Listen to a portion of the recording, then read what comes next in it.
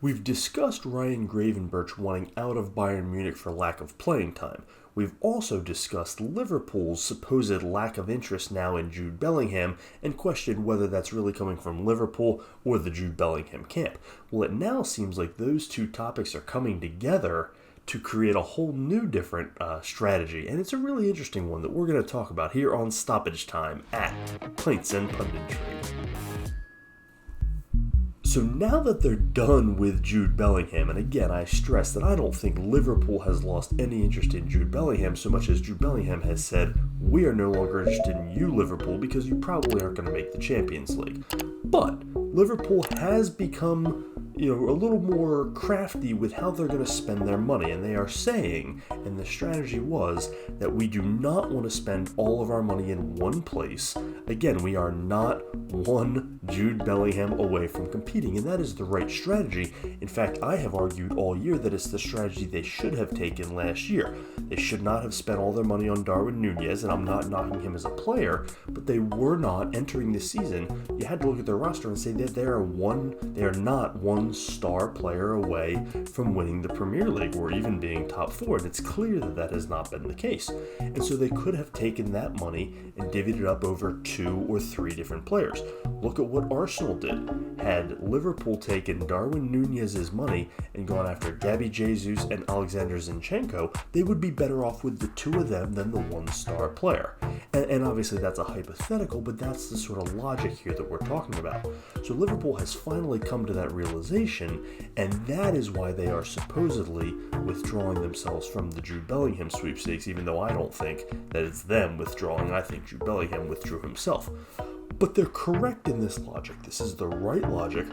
They have a number of holes, particularly in midfield, and it looks like one of their targets is now going to be Ryan Gravenberch. He's with Bayern Munich. This is his first season with them after coming over from Ajax, and he is a Dutch international, and he has not played as much as he had hoped with Bayern Munich, and that's to be expected. Bayern Munich is one of the best clubs in the world. It's tough to break in with them, particularly right off the bat. And so now he's getting antsy and he wants to go to another club. Now, in general, I would say moving from a club like Bayern Munich to another top club is going to create the same problems. And I said that in another video when he was linked with Arsenal. Is he going to be able to crack that Arsenal midfield, which does have some depth? But Liverpool does not have midfield depth. In fact, they're very much lacking midfield depth, and he could be a key piece and a key upgrade and a part of their future because he's a very talented player. But here's the bigger issue. He's only, the transfer fee that they're looking at is reportedly around £25 million.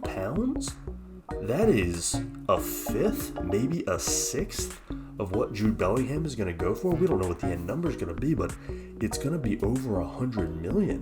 So if they can get a player of Ryan Gravenberch's stature for a quarter of what they're going to get Jude Bellingham for, that is good business. Ryan Gravenberch is not Jude Bellingham. Let me make that very clear. He's not at that level yet. He may never be at that level. Jude Bellingham is on pace to become one of the best players in the world. But Ryan Gravenberch is very talented, and he could be a key piece for some very good Liverpool teams. So if they could get him at a quarter of the price, let me tell you, he is much more than a quarter of Jude Bellingham. And this is exactly the sort of strategy that Liverpool needed last year and is very much in need of this summer if they're going to get back into that top 4 and get back to being one of the big clubs in the Premier League. So from Liverpool's standpoint, from a business standpoint, this is phenomenally brilliant. This is exactly the kind of player they should be going after. And from Gravenberch's standpoint, while I warned against jumping to another big club like Arsenal and suggested he go to a mid-tier sort of club if playing time is what he's most concerned about, Liverpool might be the one, quote-unquote big club that has enough openings in the midfield that he could slot right in and become a starter from day one and really cut his teeth in the Premier League. So this one really makes a lot of sense from a financial standpoint, from a roster structure standpoint, from a talent standpoint, and from a business standpoint. And so it really makes a lot of sense. And from a common sense standpoint, I'd really like to see it happen. So we'll see if this one has legs. Bayern Munich has said they want to keep Gravenberch.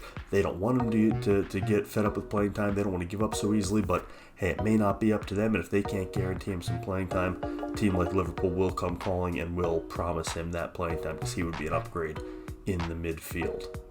Thanks as always for joining us on Stoppage Time at Pints and Punditry. This is Total FIFA Career Mode.